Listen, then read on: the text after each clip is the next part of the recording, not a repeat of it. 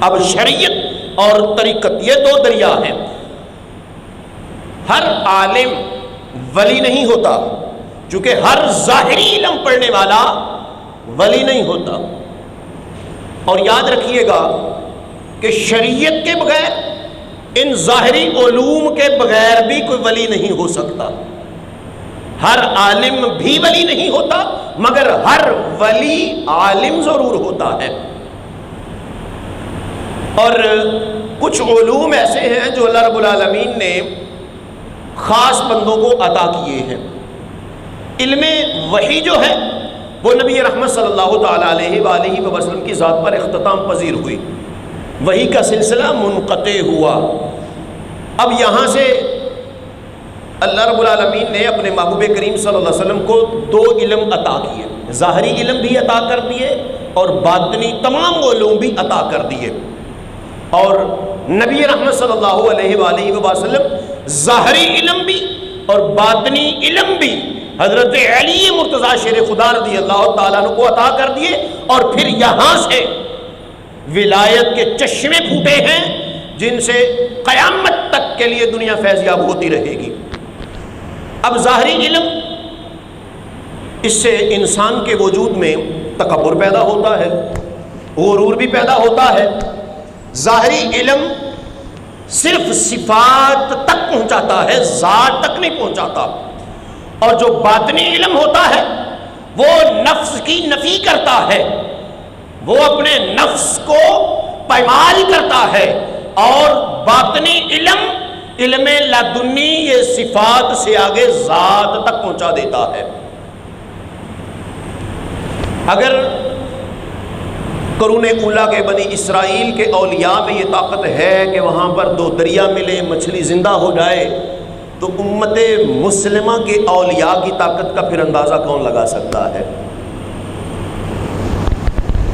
اور یہ علم اللہ رب العالمین نے ہر ایک کو عطا نہیں کیے، یہ خاص علوم پھر اللہ رب العالمین نے خاص لوگوں کو عطا کیے ہیں. حضرت امام اعظم ابو حنیفہ رحمۃ اللہ تعالی علیہ، انہوں نے ظاہری علوم جو ہیں وہ الگ الگ اساتذہ اکرام سے پڑھے. تو آپ کے دور میں حضرت بہلول دانا رحمۃ اللہ تعالی علیہ، حضرت بہلول دانا یہ دجلہ کے کنارے بیٹھا کرتے تھے. تو امام اعظم ابو حنیفہ رحمۃ اللہ تعالی علیہ ان کے پاس جایا کرتے تھے، ان کے پاس اکثر بیٹھا کرتے تھے. اور امام اعظم ابو حنیفہ رحمۃ اللہ تعالی علیہ وہ شخصیت ہیں جو داتا صاحب کے بھی اکابرین میں سے ہیں، بلکہ تمام سلاسل نے یہاں سے فیض حاصل کیا ہے.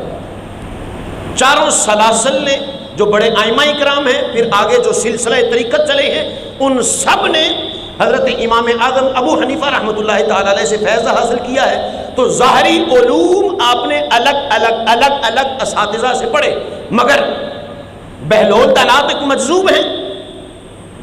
امام اعظم ابو حنیفہ آپ کے پاس جایا کرتے تھے، تو مجذوب کے پاس کیوں جاتے ہیں؟ نہ تو وہ فقہ پڑھا سکتے ہیں، نہ وہ تصوف کو پڑھا سکتے ہیں، نہ وہ کوئی اور علم پڑھاتے ہیں. تو وہاں جانے کا مقصد کیا تھا؟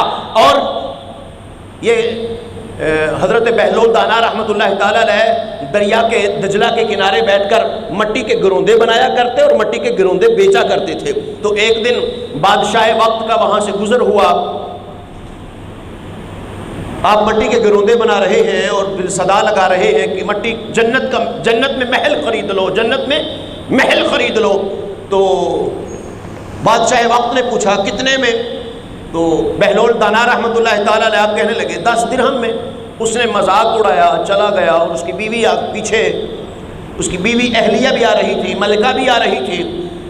تو پھر صدا لگائی جنت میں محل خرید لو، جنت میں محل خرید لو. تو پوچھا کتنے میں؟ کہا 10 درہم میں. تو آپ کی جو اہلیہ تھی، بادشاہ کی جو اہلیہ تھی، اس نے 10 درہم دیے. جنت میں محل، ان کا جناب جنت میں محل آپ کو مل گیا. وہ مٹی کا گروندا پھر یوں کر کے گرا دیا، ختم کر دیا. اب بادشاہ خلیفہ وقت جا کر کے سویا، رات آنکھ لگی تو کیا دیکھتا ہے کہ جنت ہے اور بہت بڑا ایک محل ہے، اور اس محل میں داخل ہونے کی کوشش کی تو فرشتوں نے روک دیا. اس نے کہا بھائی اتنا بڑا محل ہے، اوپر میری بیوی کا نام لکھا ہوا ہے، تو میں کیوں نہیں جا سکتا؟ اس نے کہا بھائی تمہاری بیوی کا محل ہے، اس میں تم نہیں جا سکتے۔ اس نے کہا اتنا بڑا محل میری بیوی نے کہاں سے اور کیسے لے لیا؟ تو فرشتوں نے کہا کہ تمہاری بیوی نے یہ محل بہلول دانا سے 10 درہم کے عوض خریدا ہے۔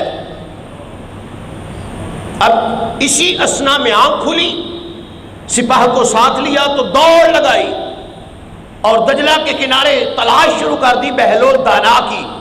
بہلول دانا ملے تو بادشاہ وقت کہنے لگا کہ اے بہلول مجھ سے 10,000 درہم لے لو، وہ محل مجھے دے دو۔ تو بہلول دانا کہنے لگے اتنا سستا ایسے تو نہیں مل سکتا، پھر کیسے ملے گا؟ بھئی اس کے لیے تو بادشاہتیں چاہیے، 10,000 نہیں 10 لاکھ درہم بھی دو تو شاید تمہیں مل جائے۔ اس نے کہا کل تک تو تم 10 درہم میں بیچ رہے تھے، آج تم 10 لاکھ درہم میں بھی نہیں دے رہے ہو۔ اس نے کہا کل بغیر دیکھے سودا تھا، آج تم دیکھ کر آ کر سودا کر رہے ہو۔